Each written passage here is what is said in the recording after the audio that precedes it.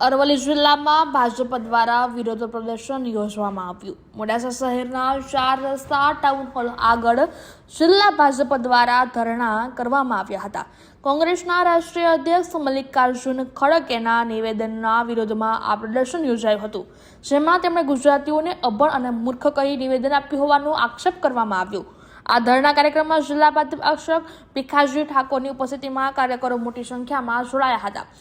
પ્રદર્શન દરમિયાન ભાજપ દ્વારા ખડગે પાસે ગુજરાતની જનતાથી જાહેર માફી માંગવાની માંગ ઉઠાવવામાં આવી છે।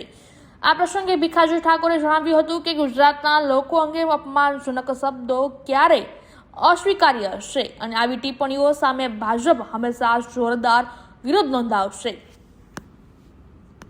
કોંગ્રેસના રાષ્ટ્રીય અધ્યક્ષ મલ્લિકાર્જુન ખડગે કેરળની એક સભામાં નિવેદન આપેલ છે કે ગુજરાતની પ્રજા અભણ છે અને એના વિરોધમાં ભારતીય જનતા પાર્ટી અરવલ્લી દ્વારા આજે એક ધરણાનો કાર્યક્રમ આપેલ છે અને એના માટે સમગ્ર જિલ્લામાંથી કાર્યકર્તાઓ ધરણા પર બેઠા છે।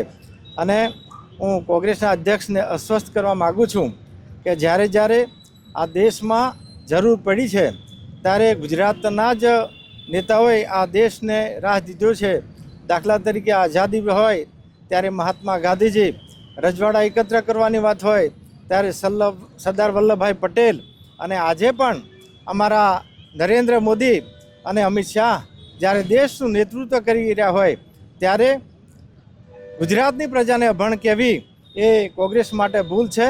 અને આવતા સમયમાં અમારા ભારતીય જનતા પાર્ટી અને ગુજરાતની પ્રજા એ કોંગ્રેસને આનો જડબાતોડ જવાબ આપશે એવું આજે હું આ મીડિયાના માધ્યમથી આપને કહેવા માગું છું।